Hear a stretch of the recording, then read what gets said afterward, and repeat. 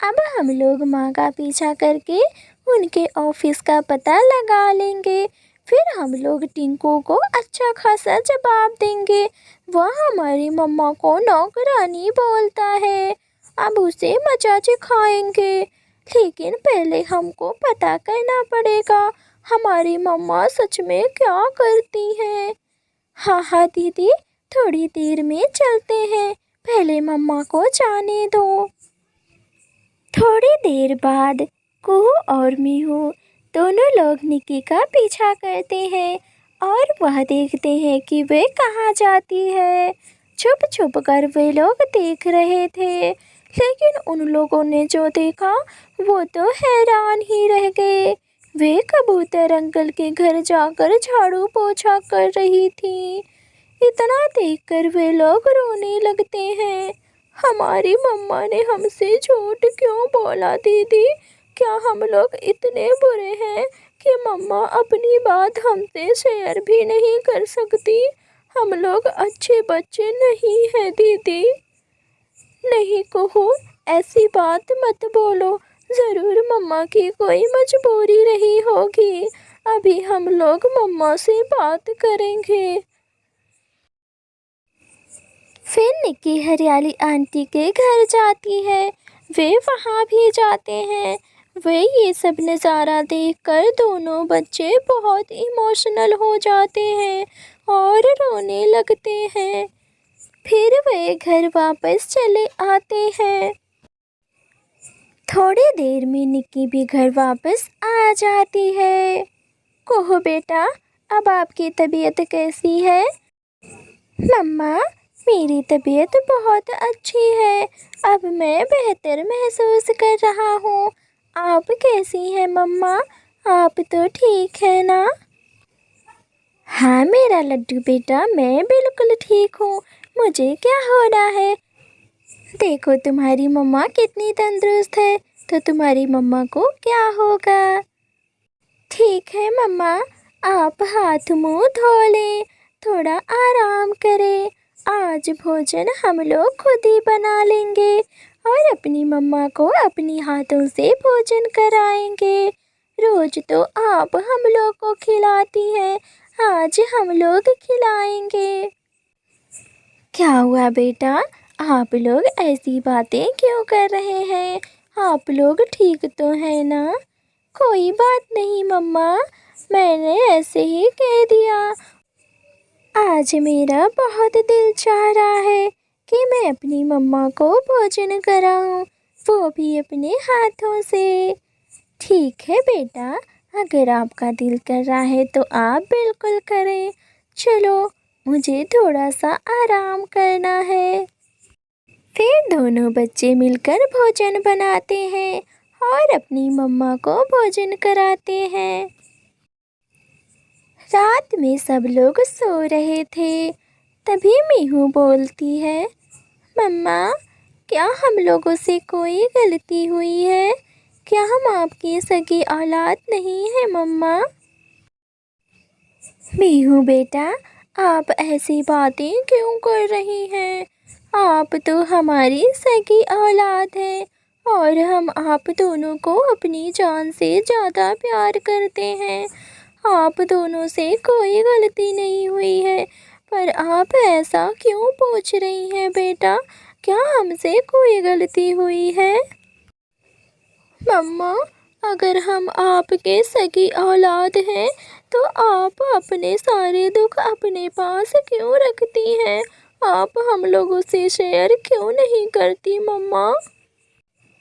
मीहू बेटा, ऐसे कोई बात नहीं है मेरा बच्चा। तुम क्या कहना चाह रही हो? मुझे तो कुछ समझ नहीं आ रहा है बेटा। मम्मा, आप हम लोगों से झूठ बोलकर कि आप ऑफिस में काम करती हैं, पर आप तो हरियाली आंटी और कबूतर अंकल के यहाँ झाड़ू पोछा का काम करती हैं। मम्मा, आप ऐसा क्यों करती हैं मम्मा? कुहू बेटा, ये आपसे किसने कहा और आप ऐसा क्यों बोल रहे हो? मम्मा, अब आप और झूठ ना बोलें। आज हम लोग अपनी आँखों से देखकर आए हैं कि आप कहाँ कहाँ काम करती हैं मम्मा। क्या आप हम लोगों को इतना पराया समझती हैं कि आप हम लोगों के लिए इतना मेहनत करेंगे और हम लोग आपकी कोई मदद नहीं कर सकते? मम्मा, हम लोग महंगे स्कूल में नहीं पढ़ेंगे मम्मा, हम लोग सरकारी स्कूल में ही पढ़ लेंगे, पर आप किसी के घर झाड़ू पोछा करने ना जाए मम्मा। निक्की अपने दोनों बच्चों की बात सुनकर रोने लगती है। मेरे बच्चों, मेरे पास आओ, तुम लोगों ने ऐसा क्यों किया? मैं तो यही चाहती थी हमारे बच्चे हमेशा अच्छी ज़िंदगी जिए। मैं कैसे भी अपनी ज़िंदगी गुजार लूँगी, पर किसी ने सच ही कहा है कि सच बहुत दिन तक नहीं छुप पाता। बच्चों, अगर आपकी यही ख्वाहिश है तो मैं कहीं काम करने नहीं जाऊंगी। मैं घर पे ही सिलाई का काम अपना स्टार्ट कर दूंगी, जिससे हमारे बच्चों के खर्चे निकला करें। हाँ मम्मा, अब आप ऐसा ही करना, हम लोगों को भी खुशी होगी। और फिर सारे लोग सो जाते हैं। अगले दिन दिवाली होती है। फिर सारे लोग सभी बच्चों के साथ दिवाली मनाते हैं और वे लोग छुरछुरे पटाखे सब लोग जला रहे होते हैं। तभी वहाँ पर टिंकू को चोट लग जाती है, क्योंकि वह पटाखे दगा रहा था और पटाखे में खुद चोट खा जाता है।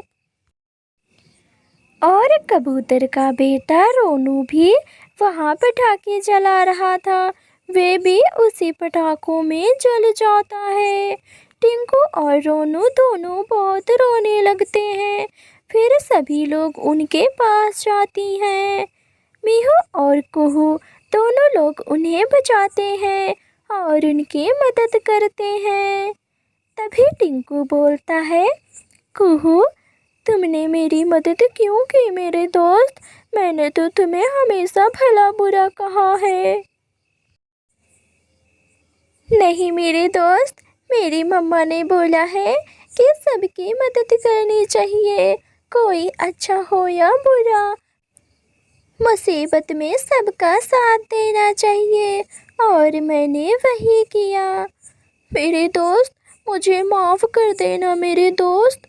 रोनू भी यह बात बोल देता है और फिर रोनू के मम्मा पापा और फिर गौरी कालू कौआ भी वहाँ आ जाते हैं। तभी रोनू के मम्मा पापा बोलते हैं, कुहू बेटा, मुझे माफ़ कर दे, मैं आपकी मम्मा की बहुत इंसल्ट किया था। मुझे नहीं पता था कि मुसीबत के वक्त तुम मेरे बच्चों के काम आओगे। अगर तुम मेरे बच्चों की जान ना बचाते तो आज तो हम अपनी औलाद से हाथ धो बैठते। रूपा ये बात कहकर कुहू और मीहू से माफ़ी मांगती है। हरियाली तोती और निक्की भी वहाँ होती हैं, उनसे भी माफ़ी मांगती हैं।